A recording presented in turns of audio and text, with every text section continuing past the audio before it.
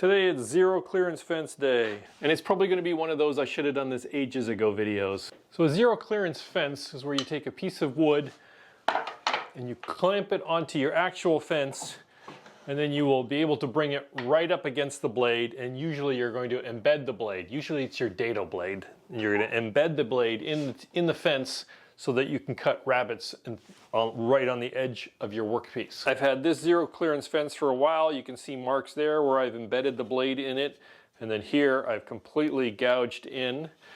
Here, let me just take a moment, I'll put the dado blade on. So with the dado blade in place, you can see how you can take this zero clearance fence and it is actually straddling the blade. And now you can run a piece right alongside this and cut a nice rabbet along the edge of the piece, and you don't worry about the blade chewing up your fence. So clamping your sacrificial fence in place is where these are supposed to come in. You see, previously I would just use some F-clamps, and you clamp it like one there and one there, and you're all set, right? Well, I think you can see the problem. If I'm running a workpiece like this, it's no problem. But if you have a taller workpiece, now that's a problem.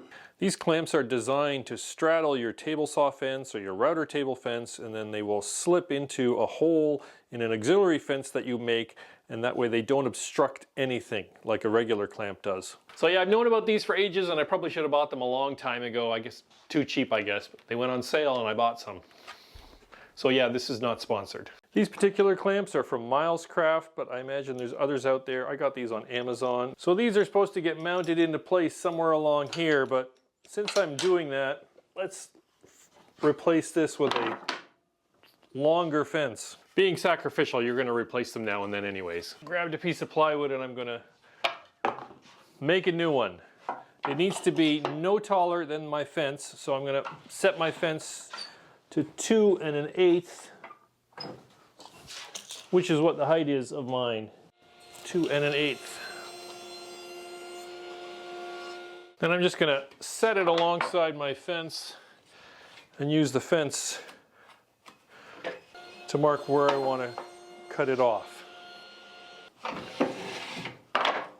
Nice long piece. Much better than the old one. I could get the full length of the fence here. The package said from 1/2 inch to 5 3/4, but this didn't look right. I'm like, how is this going to fit? But then I realized that this threads in here, so this can be made long enough. Hang on a second. So now this can go like that. New fence is going to go here, and I'm going to put one roughly here and one roughly there. So I just need to drill a couple of holes in from here. My piece of plywood has just a little bow to it, so I'm going to put it so the bow is going out.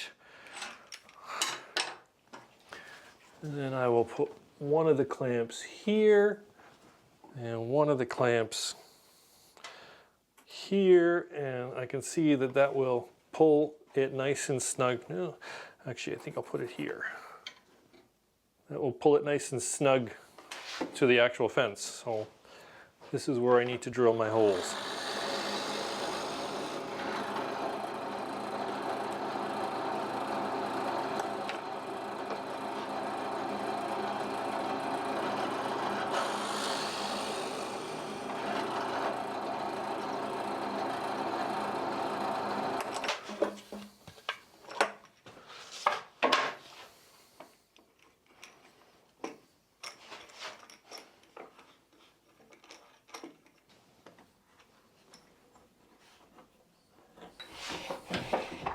There.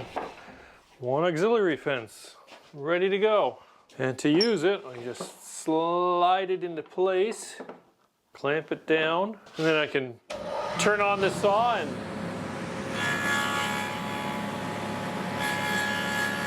raise the blade into the fence.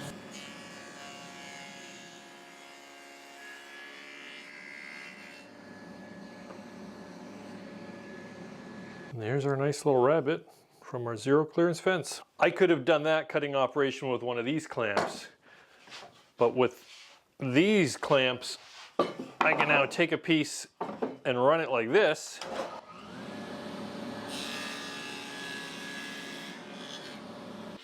And there's no interference between this tall piece and any of the clamps. You can just slide right along. And yes, you can do pretty much the same cut with just a regular fence and going like that. But now you're pinching the workpiece between the blade and the fence, which is just a little bit less safe.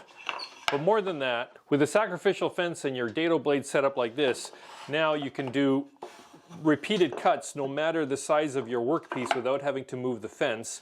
And also, you don't have to fiddle with getting the exact right dimensions on your dado blade. Just set it up wide and use the fence to fine-tune the size of your rabbet. So that's a zero clearance table saw fence and how it should work. And yeah, I should have bought these long ago. They're really not that expensive. I'll put links to them down below in the show notes. And that's it. Just a quick tip video. Hope you enjoy it. See you later.